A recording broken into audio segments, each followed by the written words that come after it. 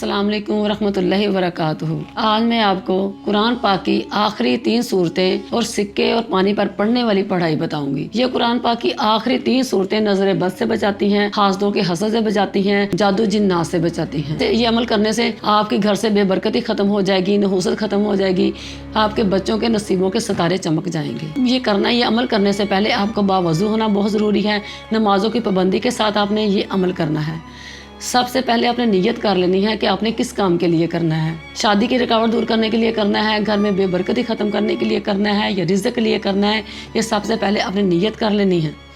नियत करके आप किसी भी मुल्क में बैठे हैं, किसी भी कंट्री में हैं, किसी तरह की करेंसी के भी सिक्के हैं आपके पास, वो ले सकते हैं। 5 वाला हो या 10 वाला हो, कोई सिक्का भी हो, 3 आपने ले लेने हैं।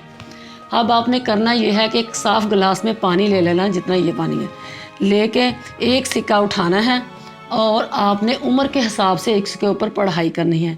अगर आपकी उम्र 25 साल है तो आपने 25 मरतबा सूरत इखलास पढ़नी है और उसे पानी में डाल देना है।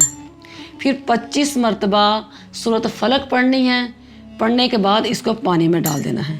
फिर 25 मरतबा सूरत नास पढ़नी है और पानी में डाल देना है। उसके बाद 11 मरतबा दुरूद इब्राहिम पढ़ना है। अगर आपने दुरूद इब्राहिम नहीं पढ़ा तो आपकी दवा ज़मीन आसमान के दरमियान रुक जाएगी।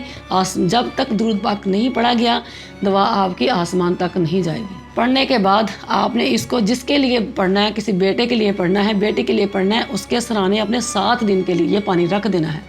इसके ऊपर से ढकना नहीं है, इसी तरह गिलास को रख देना है। 7वें दिन इसमें से पानी निकाल कर दरख्त की जड़ में डाल देना है और ये 3 सिक्के, इनमें और सिक्के मिलाकर किसी गरीब को दे देने हैं।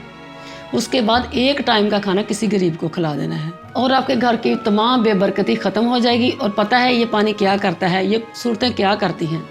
7 दिन के अंदर जब हम सो जाते हैं तो रात के टाइम शैतान घूमते हैं और शैतानों की ताकतें ज़्यादा हो जाती हैं।